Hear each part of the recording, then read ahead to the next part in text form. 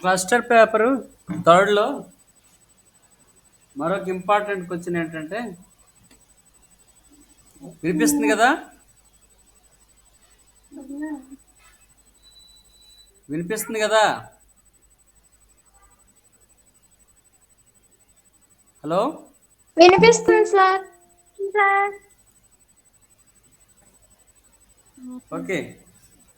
మనకి cluster paper థర్డ్లో Andhra రాష్ట్రంలో దళిత ఉద్యమాలు, ఆంధ్ర రాష్ట్రంలో దళిత ఉద్యమాలు ఒకటిని, ఆంధ్రప్రదేశ్లో ఆత్మగౌరవ ఉద్యమం ఒకటి, ఈ రెండిట్లో క్వశ్చన్ వస్తుంటుంది.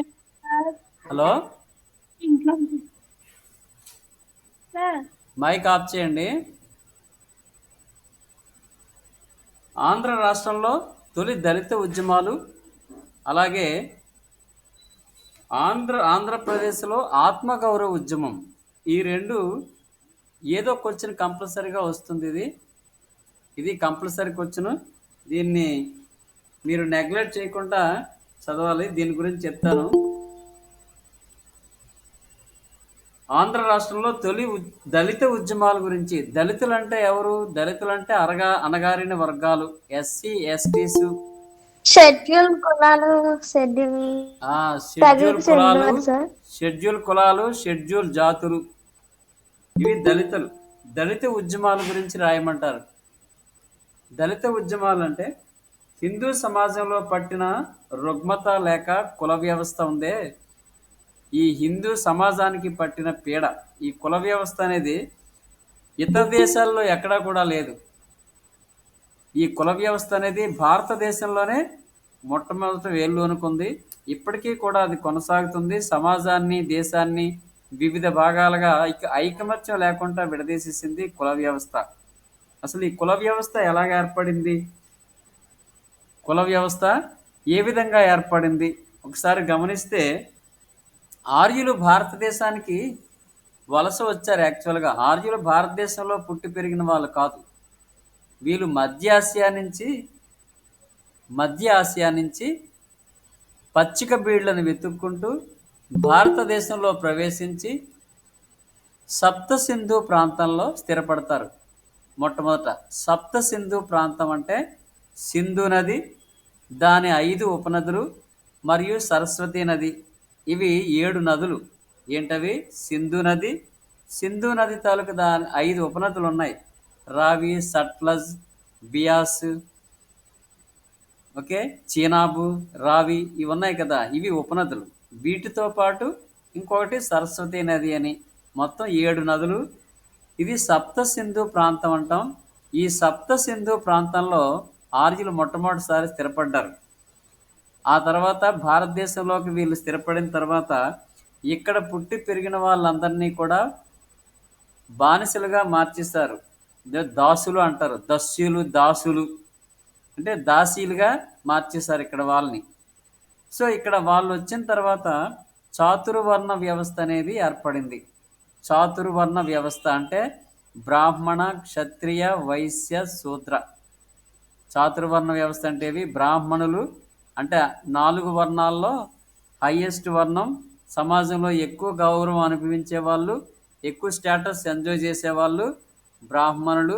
బ్రాహ్మణుల తర్వాత క్షత్రియులు. క్షత్రియులు డ్యూటీ ఏంటి? క్షత్రియులు ప్రజల తాలూకా మాన ప్రాణాలను రక్షించడం, లాండ్ ఆర్ శాంతి భద్రతలను కాపాడడం, శత్రువుల నుంచి రక్షించడం, ఇది క్షత్రియ తాలూకా డ్యూటీ. బ్రాహ్మణులు వేదాలు వల్లించడం, విద్య, తర్వాత కర్మకాండలు, యజ్ఞయాగాలు నిర్వహించడం వాళ్ళ డ్యూటీగా చెప్పుకున్నారు. వైశ్యులేమో వ్యవసాయం చేసేవాళ్ళు. చివరినేమో శూద్రులు అనేవాళ్ళు 4వ వర్ణంగా గుర్తింపబడ్డారు. శూద్రులు అంటే ఇప్పుడు బీసీ కులాలన్నీ శూద్రులుగా అప్పుడు చెప్పేవారు. ఓకే. ఆ తర్వాత మరి ఎస్సీ, ఎస్టీస్ ఎక్కడి నుంచి వచ్చారు అంటే, అప్పట్లో అయితే ఊరు బయట నివసించే పరిస్థితి ఏర్పడింది అప్పట్లో. చండాలులనేవాళ్ళు, ఏ ఇంకా కులహీనులని, అంటరాని వాళ్ళని, పంచములని రకరకాల పేర్లతో అప్పట్లో ఈ ఆర్య సమాజం అనేది వాళ్ళని ఊరి బయటికి నెట్టేసింది మామూలుగా. అప్పుడు ఈ విధంగా పంచములు అని పిలువబడేవాళ్ళు దళితులు, ఈ ఎస్సీ, ఎస్టీస్ అనేవాళ్ళు. అంతకుముందు మా చాతుర్వర్ణ వ్యవస్థకి వెలుపలే ఉండాల్సిన పరిస్థితి ఏర్పడింది. ఇది ఆర్యులు వచ్చిన తర్వాత ఇటువంటి చాతుర్వర్ణ వ్యవస్థ ఏర్పడింది. ఆ తర్వాత మలివేద కాలం రాబోయేటప్పటికి శూద్రులు వ్యవసాయదారులుగా కాస్త కొంతవరకు అప్గ్రేడ్ అవుతారు. వైశ్యులేమో వ్యాపారాలకన్నిటికీ మొదలు పెడతారు. అయితే ఈ చండాలులు, ఈ దళితులనే పరిస్థితి, ఇది అంటరానితనం వలని, పంచములని ఇలా రకరకాల పేర్లతో అప్పట్లో పిలిచేవారు కదా. వీళ్ళు గుప్తుల కాలం వరకు అంటరాని వాళ్ళగే చూడబడ్డారు. వీళ్ళు వీళ్ళని చాతుర్వర్ణ వ్యవస్థ నుంచి బయట ఉంచారు.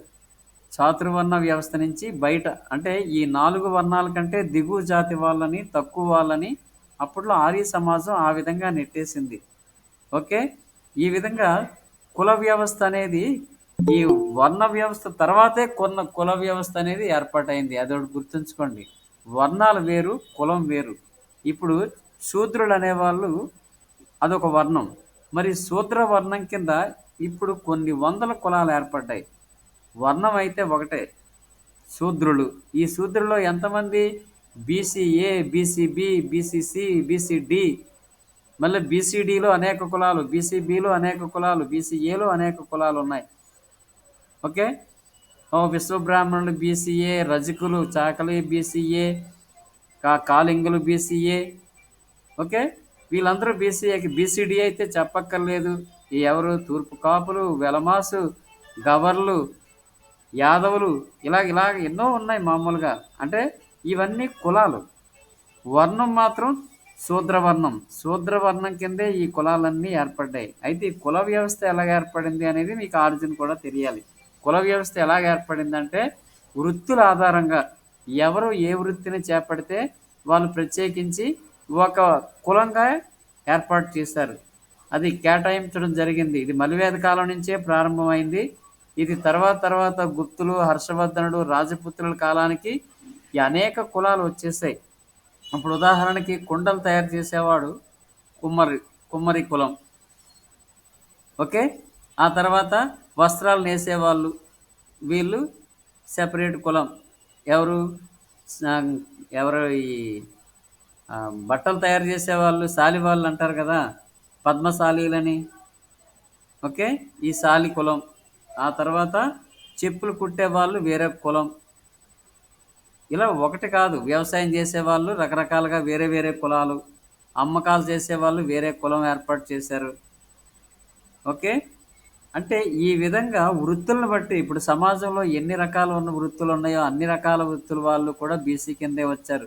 అలాగే వడ్రంగి పని వాళ్ళు విశ్వబ్రాహ్మణులని, కంసాలి అని, అంటే వాళ్ళు చేసిన పనులు బట్టి వేరే వేరే కులాలుగా విభజించేశారు. ఓకే. ఈ కులాలు ఇవి మన సమాజంలో భారతదేశంలో మాత్రమే ఈ కుల వ్యవస్థ ఇలా రూపుదిద్దుకుంది. 1600 పైనే కులాలు భారతదేశంలో ఉన్నాయి. అవి బీసీఏ కింద, అదే శూద్రుల్లో బీసీఏ కింద కొన్ని, బి కింద కొన్ని, డి కింద కొన్ని, ఈ మధ్యలో బీసీఏ అని ఇలాగా వృత్తులు బట్టి ఈ వృత్తుల్లో స్పెషలైజేషన్ ఒకే వృత్తిలో స్పెషలైజేషన్ వల్ల వేరే వేరే కులాలు ఏర్పడ్డాయి. ఒక వస్తువు తయారీలో రకరకాల దశలు ఉంటాయి. ఆ వివిధ దశల్లో పనులు చేసే వాళ్ళకి వేరే వేరే కులాలు అంటగట్టారు. ఒకే వృత్తిని అవలంబించిన అందులో వివిధ దశలు ఉంటాయి.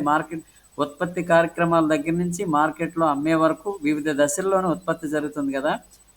ఈ కార్యక్రమంలో 4-5 కులాలు ఏర్పడ్డాయి. ఆ విధంగానే ఇప్పుడు 1600 పైనే కులాలు అనేవి భారతదేశంలో ఇప్పుడు ఉన్నాయంటే ఆశ్చర్యపోవాల్సిన అవసరం లేదు. ఓకే. ఇది కుల వ్యవస్థ. కుల వ్యవస్థకి ప్రధాన మూలం వృత్తులు. వృత్తి అంటే మనం అవలంబించే పనులు. అంటే ఇప్పుడు వడ్రంగి, చాకలి, ఇవన్నీ రకరకాల వృత్తుల వాళ్ళు కదా. బట్టలు నేసేవాళ్ళు, బట్టలు కుట్టేవాళ్ళు, ఇలాగా వ్యవసాయం చేసేవాళ్ళు. అలాగే వయస్సుల్లో కూడా రకరకాల కులస్తులు కళింగ కోమట్లని, గౌర కోమట్లని, ఏమో మనకి తెలిసినవి కొన్నే కానీ వాళ్ళలో కూడా చాలా రకాలు ఉన్నారు.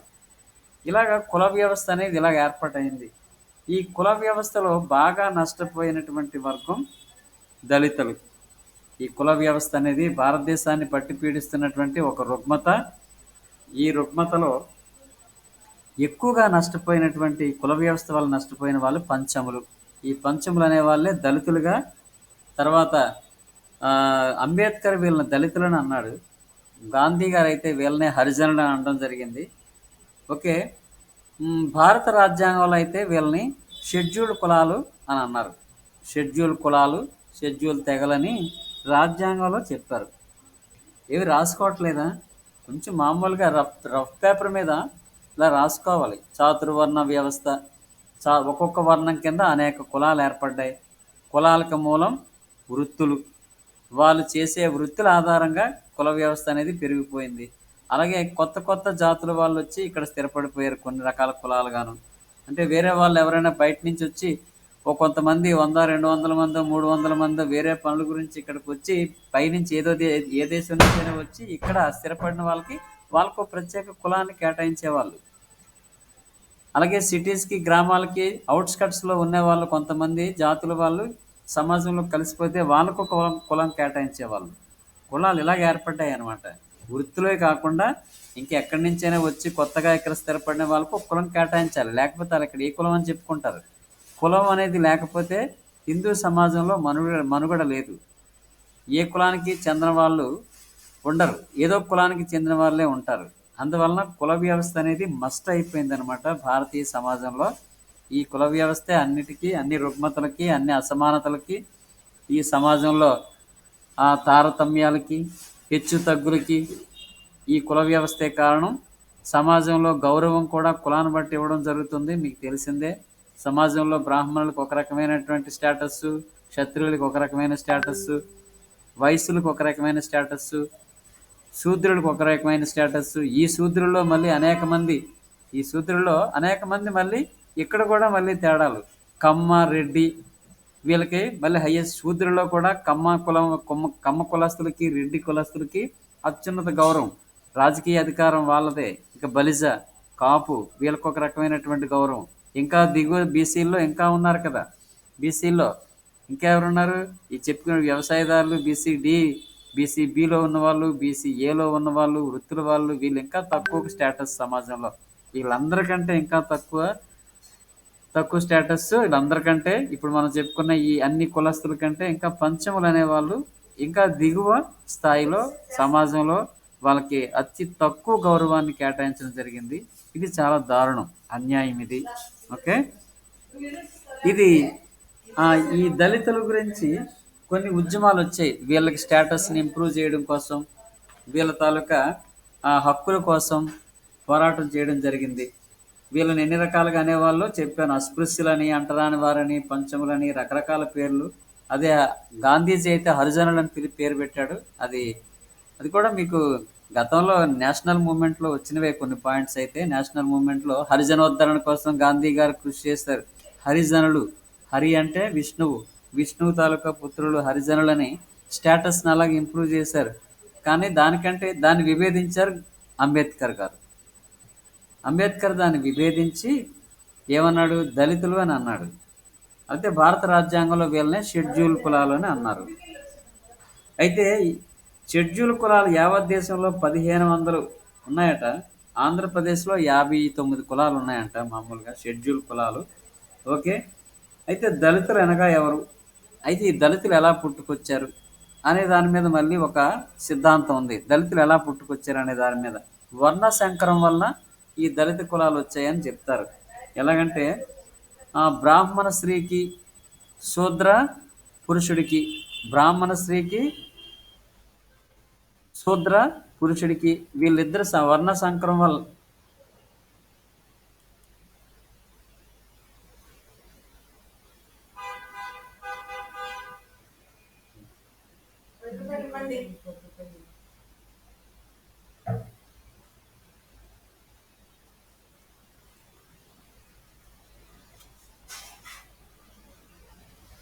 ఓకే. వర్ణ సంకరం వల్ల ఈ దళిత కులాలు ఉద్భవించాయని ఒక సిద్ధాంతం ఉంది. ఆ తర్వాత సమాజం నుంచి వెలివేయబడిన వాళ్ళని, ఇంకా నిషిద్ధ ఆహారం తీసుకున్న వాళ్ళని. నిషిద్ధ ఆహారం అంటే బ్రాహ్మణులు అప్పుడు ఈ చాతుర్వర్ణ వ్యవస్థలో ఉన్నటువంటి సమాజంలో, ఆర్య సమాజంలో వేదకాలంలో నిషిద్ధ ఆహారం ఉండేది. అంటే మాంసం తినడం అనేది ఒక నిషిద్ధ ఆహారం. మద్యం సేవించడం ఒక నిషిద్ధం. ఇవి సేవించిన వాళ్ళని ఊరు బయటికి పెట్టారని. ఓకే. వర్ణ సంకరం వల్ల ఒక కులం వాడు ఇంకొక కులస్తుని పెళ్లి చేసుకోవడం వల్ల, అది విలోమ వివాహాల వలన ఏర్పడినటువంటి సంకర జాతి వలన దళితులు వచ్చారని. ఓకే. ఈ విధంగా సమాజంలో ఈ వర్ణాలు సెపరేట్గా ఏర్పడ్డాయి. ఈ గుప్తుల కాలం వరకు వీళ్ళ పరిస్థితి చాలా అధ్వానంగా ఉండేది. ఆ తర్వాత గ్రాడ్యువల్గా కొంత ఇంప్రూవ్మెంట్ వచ్చింది. ఓకే. అయితే కుల వివక్షత మీద చారిత్రకంగా సాగిన ఉద్యమాలని మరొక చిన్న కాన్సెప్ట్ ఉంది. చారిత్రకంగా జరిగినవి ఏంటి? ఇప్పుడు ఉదాహరణకి 6వ శతాబ్దంలో, క్రీస్తు పూర్వం 6వ శతాబ్దంలో జైన మతం, బౌద్ధ మతం ఆవిర్భవించాయి. నిజమైన జైన మత స్థాపకుడు వర్ధమాన మహావీరుడు. యాక్చువల్గా ఒరిజినల్గా చారిత్రపరంగా అయితే వృషభనాథుడు అనేవాడు జైన మతాల స్థాపకుడు, మొదటి తీర్థంకరుడు అని చెప్తారు. జైన మత స్థాపకుడు చారిత్రపరంగా వృషభనాథుడు స్థాపకుడు. కానీ వర్ధమాన మహావీరుడు వచ్చిన తర్వాతే ఈ జైన మతం అనేది పాపులర్ అయింది. కాబట్టి నిజమైన జైన మత స్థాపకుడు వర్ధమాన మహావీరుడు అని చెప్తారు. వర్ధమాన మహావీరుడు 24వ తీర్థంకరుడు, 23వ వాడు పార్శ్వనాథుడు. ఇవి మీరు గతంలో చదివినవే. ఫస్ట్ సెమిస్టర్లోనే ఇవన్నీ మీరు చదివారు. కాకపోతే అన్నీ మరుపు వచ్చేసి ఉంటుంది మీకు. ఓకే. అయితే జైన మతం ఏం చెప్పింది? జైన మతం సమాజంలో అన్ని కులాల వాళ్ళు, ఈవెన్ అస్పృశ్యులైనా, అంటరాని వాళ్ళైనా, బ్రాహ్మణుడైనా, క్షత్రియుడైనా, వైశ్యుడైనా, శూద్రుడైనా ఎవరైనా సరే మోక్ష మార్గానికి అర్హులే అని చెప్పారు. కానీ వైదిక మతంలో ఏం చెప్పారు? వైదిక మతంలో వేరే చెప్పారు. వైదిక మతంలో యజ్ఞయాగాదులు నిర్వహించాలి, వేదాలు నేర్చుకోవాలి. వేదాలు తెలిసిన వాళ్ళు ఈ బ్రాహ్మణులు మాత్రమే. వాళ్ళు ఏమని చెప్పారంటే, ఈ వైదిక సిద్ధాంత ప్రకారం కొంతమందికి ఆ మోక్ష మార్గానికి అర్హులు కారు అన్నారు. శూద్రులు మోక్షానికి అర్హులు కారు. అలాగే పంచమ జాతికి చెందిన వాళ్ళు కూడా అర్హులు కారు. మోక్ష మార్గానికి వీళ్ళకి అర్హత లేదు.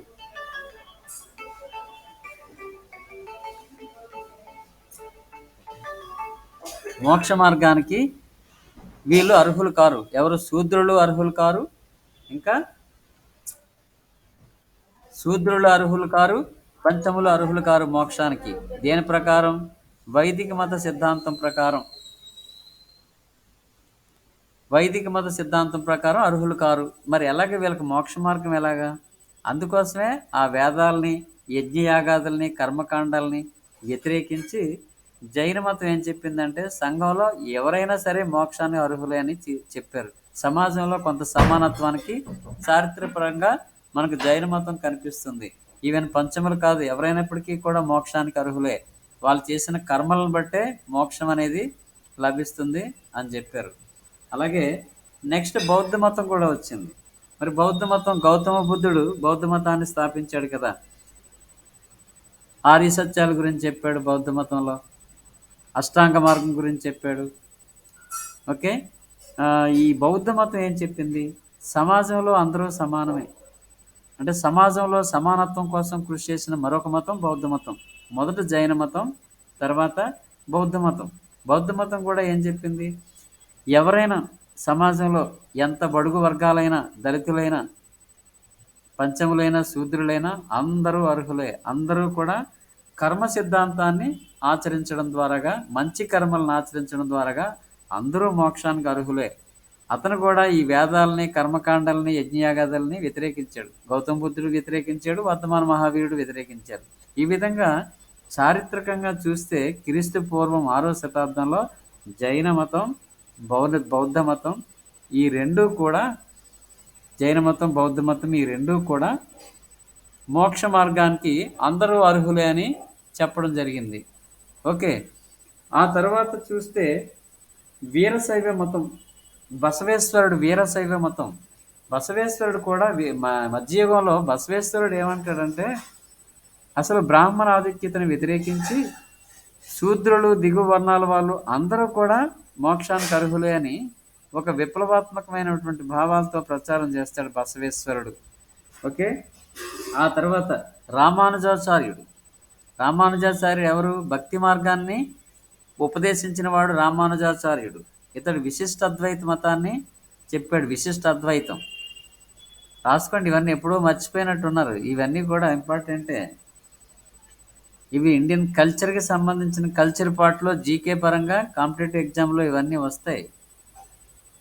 ఓకే. జైన మతం బౌద్ధ మతం ఏ సిద్ధాంతం మీద బలపడ్డాయి? ఇవి ఏ సిద్ధాంతం ఆధారంగా ఏర్పడ్డాయి? కర్మ సిద్ధాంతం మీద ఆధారపడ్డాయి. ఇద్దరు క్షత్రియ జాతికి చెందిన వాళ్ళే. ఇద్దరు వేదాలను వ్యతిరేకించారు, బ్రాహ్మణాధిక్యతను వ్యతిరేకించారు. రెండు మతాలు సమాజంలో సమానత్వం కోసం రెండు మతాల వాళ్ళు ఇద్దరు కృషి చేశారు. ఓకే. ఇవన్నీ ఇంపార్టెంట్ బిట్స్. ఇవన్నీ క్రీస్తు పూర్వం 6వ శతాబ్దంలోవే.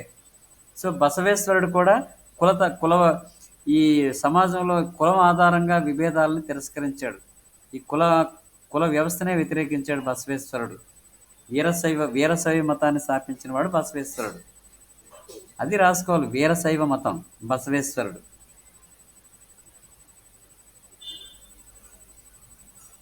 మీకు కాస్త తెలియనివి గుర్తులేనివి రాసుకోండి. అవి బాగా తెలుసండి. ఈ పాయింట్స్ అన్నీ రాసుకోనక్కర్లేదు. లేదు ఇవి ఎప్పుడో చదివే మర్చిపోయామనుకుంటే కొన్ని పాయింట్స్ అవి జీకే బుక్ లాగా రాసుకోవాలి కొన్ని రఫ్ నోట్స్లో. బసవేశ్వరుడు వీరశైవ మతం, అలాగే రామానుజాచార్యుడు విశిష్టాద్వైతం, శంకరాచార్యుడిది అద్వైతం. శంకరాచార్యుడిది అద్వైత మతం. ఏం చెప్తాడు? ఆత్మ పరమాత్మ ఒకటే అని. ఇది అజ్ఞానం వల్లే మనిషి తెలుసుకోలేకపోతున్నాడు. అందువల్ల జ్ఞానం ద్వారాగా మనిషి మోక్షం పొందవచ్చని జ్ఞాన మార్గాన్ని సూచించాడు అద్వైత సిద్ధాంతంలో శంకరాచార్యుడు. శంకరాచార్యుడు చెప్పింది అద్వైత సిద్ధాంతం, జ్ఞాన మార్గం. అలాగే రామానుజాచార్యుడు ఏమంటాడు? అసలు జ్ఞానం అనేది సామాన్య ప్రజలకి అంత ఈజీ కాదు, కాబట్టి భక్తి ద్వారాగా మోక్షాన్ని పొందవచ్చని భక్తి మార్గం గురించి రామానుజాచార్యుడు చెప్పాడు. భగవంతుడికి భక్తుడికి మధ్య అనుసంధానం ఏదో చెప్తారో అంటే భగవంతుడిని ఆరాధించడం ద్వారాగా, పూజించడం ద్వారాగా, ఎటువంటి యజ్ఞాలు లేకుండానే, కర్మకాండాలు నిర్వహించకుండానే భక్తి ద్వారాగా కూడా మోక్షాన్ని పొందొచ్చని భక్తి మార్గాన్ని రామానుజాచార్యుడు చెప్పాడు. అదే అతనిది విశిష్ట అద్వైతం అంటారు. Note down this point also. రామానుజాచార్యుడు విశిష్ట అద్వైతం. ఏంటది? భక్తి మార్గం. ఓకే. శంకరాచార్యుడు అద్వైతం, జ్ఞాన మార్గం.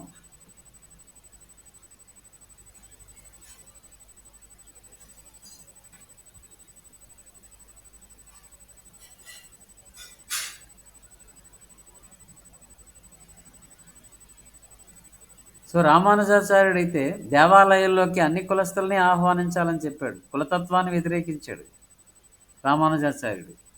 దేవాలయాల్లోకి అన్ని కులస్తుల్ని, అన్ని కులాల వాళ్ళు అర్హులే ప్రవేశించడానికి, నిషేధించడానికి వీల్లేదు. కొంతమంది బ్రాహ్మణ వర్గం ఈ దళితుల్ని, శూద్రుల్ని దేవాలయాల్లోకి రానిచ్చేవారు కాదు. దాన్ని వ్యతిరేకించాడు రామానుజాచార్యుడు. భక్తి మార్గాన్ని బోధించాడు.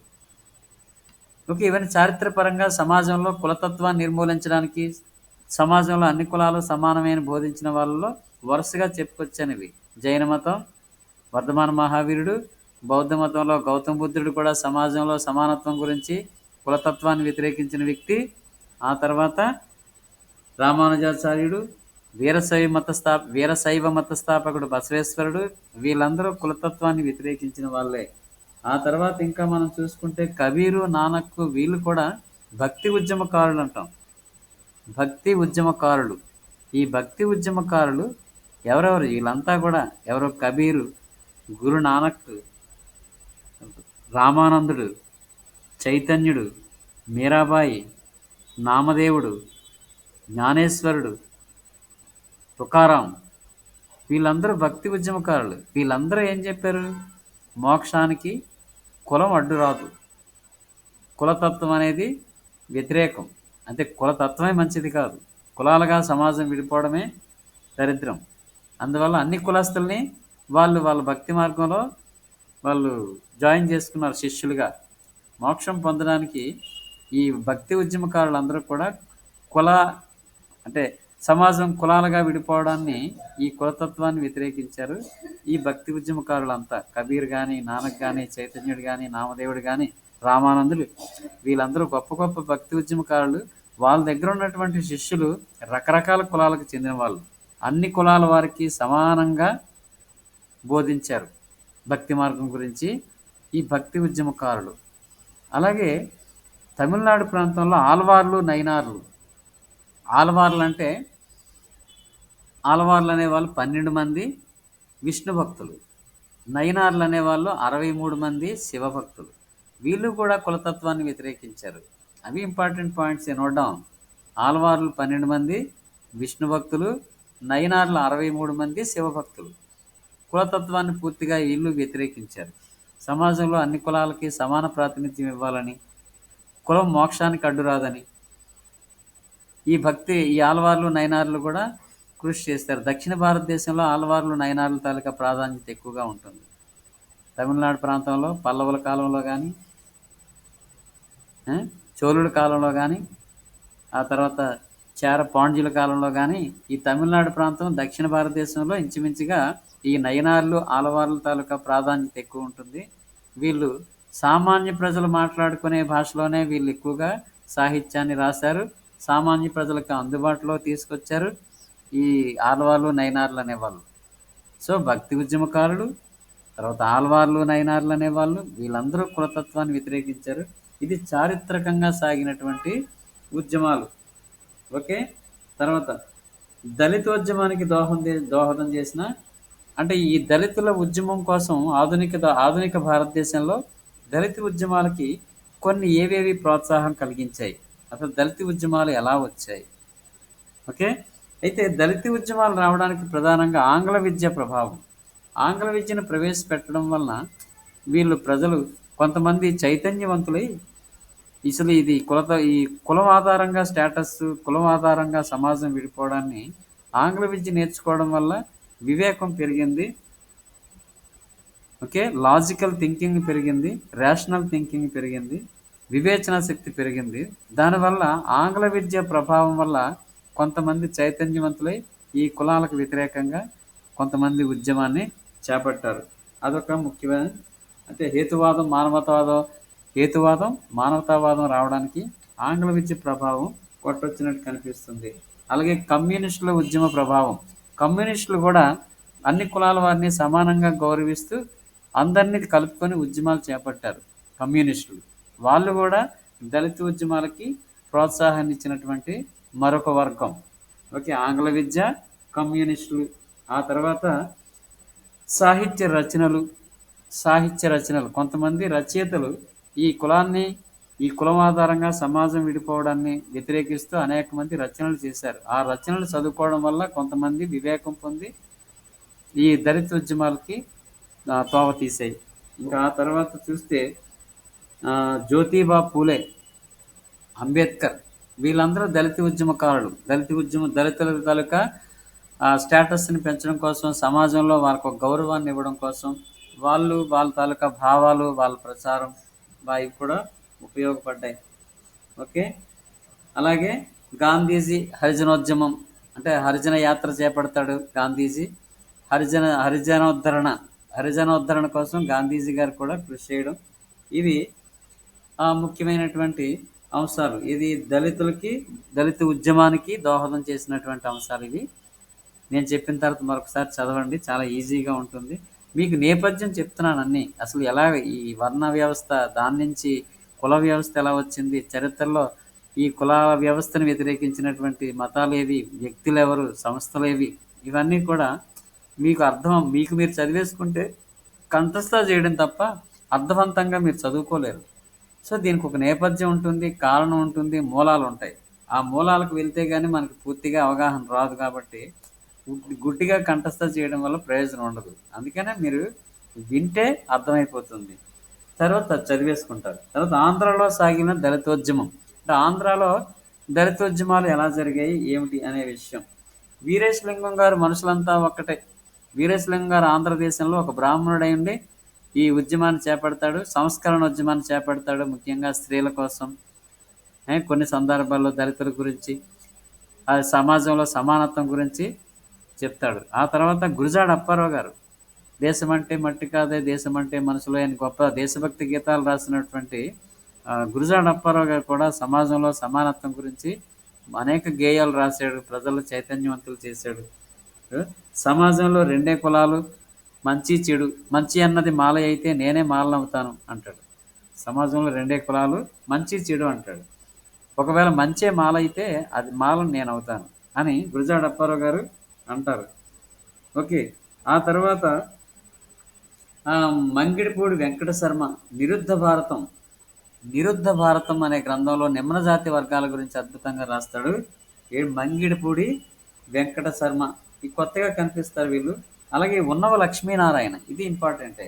ఉన్నవ లక్ష్మీనారాయణ మాలపల్లి నవల్లో ఈ దళితుల గురించి, దళితులు పడుతున్న కష్టాల గురించి మాలపల్లి నవల్లో అద్భుతంగా చిత్రీకరిస్తాడు ఉన్నవ లక్ష్మీనారాయణ గారు. మాలపల్లి నవల ఇంపార్టెంటే. ఆ తర్వాత శ్రీశ్రీ రచనలో కూడా దళితోద్యమం కనిపిస్తుంది. అంతర్లీనంగా శ్రీశ్రీ గేయాల్లో సమసమాజ స్థాపన గురించి ఎక్కువగా మాట్లాడతారు కదా శ్రీశ్రీ.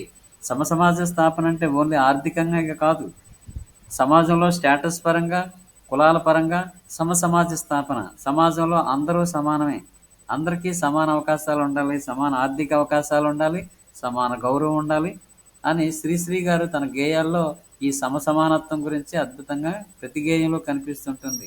సమసమాజ స్థాపన గురించి శ్రీశ్రీ. ఆ తర్వాత జాతీయోద్యమ కాలంలో గరిమెల సత్యనారాయణ గారి కృషి. గరిమెల సత్యనారాయణ సహాయ నిరాకరణోద్యమంలో మా కొద్దీ తెల్లదొరతనం అది గేయం కూడా రాస్తాడు. ఇతను దళితోద్యమం గురించి, సమాజంలో సమానత్వం గురించి మాట్లాడతాడు. తర్వాత పురిపండ అప్పలస్వామి, తర్వాత బసవరాజు అప్పారావు. ముఖ్యంగా వీళ్ళ పేర్లు మీకు గుర్తుండాలి. ఆంధ్రదేశంలో మంగిడిపూడి వెంకట శర్మ, శ్రీశ్రీ, గరిమెల్ల సత్యనారాయణ పేరు, తర్వాత బసవరాజు అప్పారావు గారు, పురిపండ అప్పలస్వామి. ఈ పేర్లు గుర్తుండాలి మీకు. ఓకే, ఈజీ రాసేస్తారు. సరే, దళిత కవులు కూడా అద్భుతమైన సాహిత్యాన్ని రాసిన వాళ్ళు ఉన్నారు. దళిత కవుల్లో ముందుగా చెప్పుకోవాల్సిన వాడు గుర్రం జాషువా గబ్బిలం అనే ఒక గ్రంథాన్ని రాస్తాడు.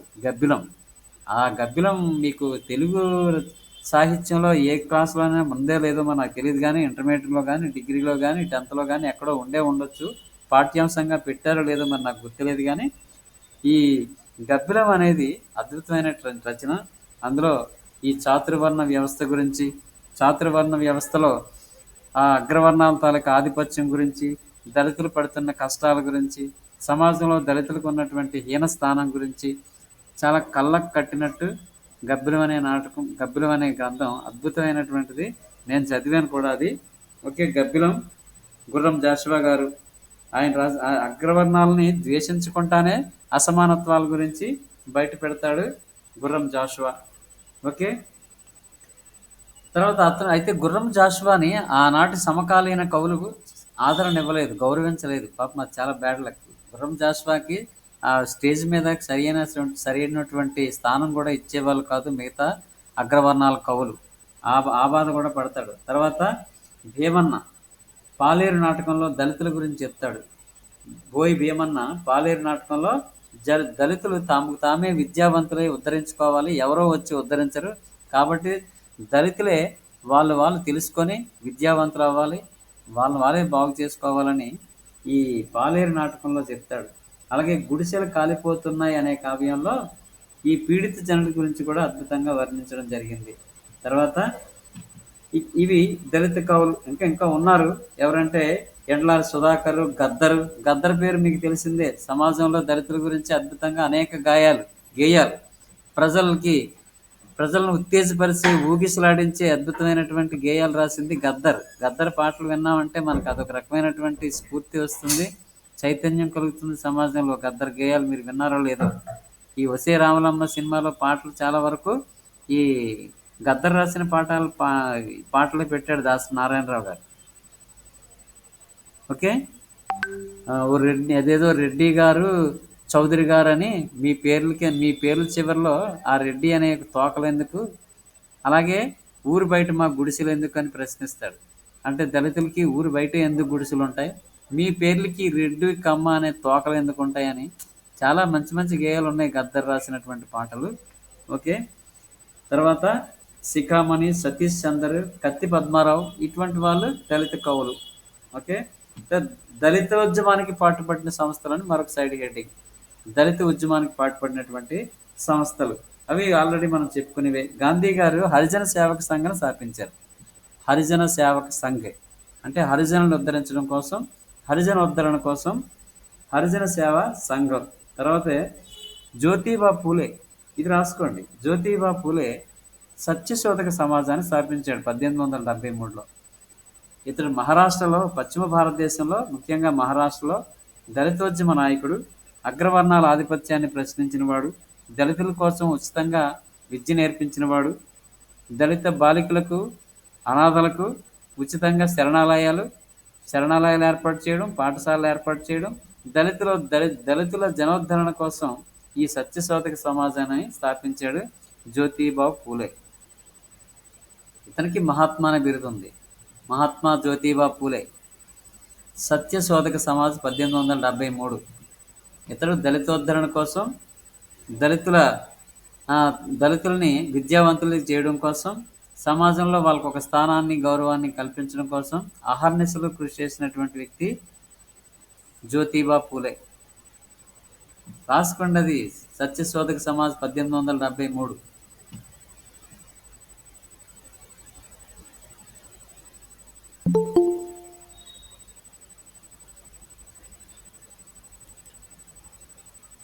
రాసుకున్నారా లేదా? తర్వాత అఖిల భారత నిమ్న జాతుల సమాఖ్య ఏర్పాటైంది. తర్వాత అఖిల భారత నిమ్న జాతుల సమాఖ్య అంటే భారతదేశంలో అన్ని దళిత సంఘాలని కలుపుకొని ఒక సంఘం ఏర్పాటైంది. అదే అఖిల భారత నిమ్న జాతుల సమాఖ్య.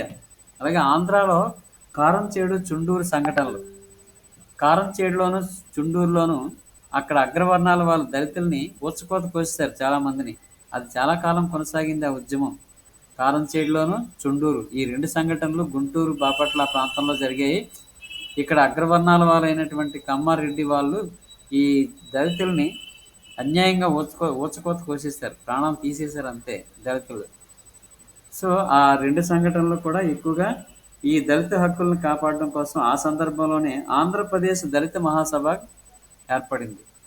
ఈ చుండూరు, కారంచేడు సంఘటన తర్వాత ఒక మహాసభ ఏంటది, ఆంధ్రప్రదేశ్ దళిత మహాసభ ఏర్పాటైంది. ఓకే. ఇవి దళిత ఉద్యమానికి పాటుపడినటువంటి సంస్థలు ఏంటంటవి? గాంధీ స్థాపించిన హరిజన సేవక సంఘ్, జ్యోతిబా పూలే స్థాపించినటువంటి సత్యశోధక సమాజం.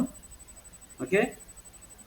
ఆ తర్వాత అఖిల భారత నిమ్న జాతుల సమాఖ్య ఒకటి, ఆంధ్రప్రదేశ్ దళిత మహాసభ ఒకటి. ఇవి దళితుల కోసం ఏర్పాటైనటువంటి, దళిత హక్కులు కాపాడడం కోసం, దళితుల అభ్యున్నతికి ఈ సంఘాలు, ఈ సంస్థలు తోడ్పడ్డాయి. అయితే ఫలితాలు, ఈ దళితోద్యమం వలన ఏ ఫలితాలు వచ్చాయి?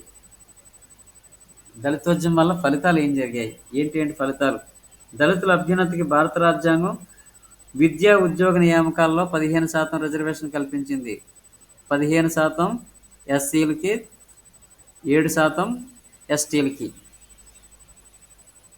ఓకే. షెడ్యూల్ కులాల వారికి 15% రిజర్వేషన్ కల్పించారు. షెడ్యూల్ తెగల వారికి 7% రిజర్వేషన్ కల్పించారు. ఇది భారత రాజ్యాంగ రచనలో అంబేద్కర్ కృషి వలన దళితులు తరతరాలుగా అణచివేయబడ్డారు. వీళ్ళ అభ్యున్నతికి రిజర్వేషన్లు కంపల్సరీగా ఉండాలని అంబేద్కర్ వాదించడం వలన, తన కృషి వలన ఈ రిజర్వేషన్లు ఏర్పాటయ్యాయి.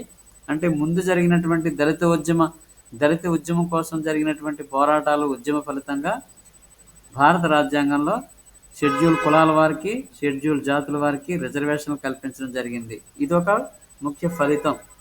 ఆ తర్వాత 1976లో సివిల్ రైట్స్ యాక్ట్ చేశారు. సివిల్ రైట్స్ యాక్ట్ దీని ప్రకారం ఏంటంటే అస్పృశ్యతను సమర్థించే వాళ్ళు శిక్షార్హులు. అంటే అంటరాని వాళ్ళని అవమానించిన, వీళ్ళు అంటరాని వాళ్ళని దూషించిన వాళ్ళు శిక్షార్హులు. ఇది సివిల్ రైట్స్ యాక్ట్ 1976లో అస్పృశ్యత నివారణ చట్టం అనుకోవచ్చు. దీన్ని సివిల్ రైట్స్ యాక్ట్గా మార్చారు. అస్పృశ్యత అనే పదానికి బదులు సివిల్ రైట్స్ యాక్ట్ అని, అది సబబుగా ఉంటుందని మొదటైతే అస్పృశ్యత నివారణ చట్టమే, దాన్ని సివిల్ రైట్స్ యాక్ట్గా మార్చారు 1976లో. అంతేకాకుండా ప్రాథమిక హక్కుల్లో అస్పృశ్యత నివారణ ఉంది 17వ ఆర్టికల్. అస్పృశ్యత నివారణ, ఎవరైనా దళితులు దూషించినట్లయితే శిక్షార్హులు. సో అదొక ఫలితం, దళితోద్యమ ఫలితంగా అదొకటి చెప్పుకోవచ్చు. అలాగే రాజ్యాంగంలో 330, 332 ప్రకారం కేంద్ర రాష్ట్ర శాసనసభల్లో వాళ్ళ జనాభాను అనుసరించి ఏంటిది ఎంపీల్లో, తర్వాత ఎమ్మెల్యేలో, అంటే రాష్ట్ర శాసనసభల్లోనూ పార్లమెంటుకి ఈ దళితుల జనాభా నిష్పత్తి ప్రకారం సీట్ల కేటాయింపు, ఎస్సీ కోట, ఎస్టీ కోట కొన్ని సీట్లు కేటాయించారు. అది భారత రాజ్యాంగంలో 330, 332. దళితుల తాలూకా జనాభా నిష్పత్తి ఆధారంగా సీట్ల కేటాయింపు, అది దళితోద్యమ ఫలితంగా చెప్పుకోవచ్చు. అలాగే పంచాయతీరాజ్ యాక్ట్, మున్సిపాలిటీ యాక్ట్ 73వ రాజ్యాంగ సవరణ, 74వ రాజ్యాంగ సవరణ. అంటే 73 అనేది పంచాయతీరాజ్ చట్టం, 74 మున్సిపాలిటీ చట్టం. వీటిలో మళ్ళీ ఎస్సీ ఎస్టీలకి సెపరేట్గా ఈ ఏంటివి జిల్లా పరిషత్ జడ్పీటీసీలు, ఎంపీటీసీలు, అలాగే పంచాయతీ ప్రెసిడెంట్లు, జిల్లా పరిషత్ చైర్మన్లు, వీటిలో కూడా ఎస్సీ దళితులకి ప్రత్యేకంగా రిజర్వేషన్ కల్పించడం జరిగింది. ఈ 73వ రాజ్యాంగ సవరణ పంచాయతీ, 74 మున్సిపాలిటీస్. ఈ మున్సిపాలిటీస్లో కూడా మున్సిపల్ కౌన్సిలర్గా, లేదంటే ఈ మేయర్ పదవిలో కానీ, మున్సిపల్ చైర్మన్ కానీ, వార్డు మెంబర్లో కానీ, మళ్ళీ ఇక్కడ కూడా కేటాయింపు రాష్ట్ర విధానంలో కేటాయిస్తారు, దళితులు ఎస్సీలకి ఎంత, ఎస్టీలకి ఎంత అని. అది కూడా దళితోద్యమ ఫలితంగానే ఏర్పడినట్టుగా మనం చెప్పుకోవచ్చు. ఈ విధంగా ఇంకా అంతేకాకుండా ఉచిత విద్య, ఉపకార వేతనాలు, వసతి గృహాలు, ప్రత్యేకించి దళితుల కోసం కొన్ని హాస్టల్స్ ఏర్పాటు చేయడం జరిగింది. ఉద్యోగ అవకాశాల్లో రిజర్వేషన్ ఇవ్వడం కల్పించడం జరిగింది. అలాగే విద్య అంటే ఇంజనీరింగ్ కాలేజీలు, మెడికల్ కాలేజీల్లో కానీ ఈ దళితులకు ప్రత్యేకంగా రిజర్వేషన్లు కల్పించడం జరిగింది.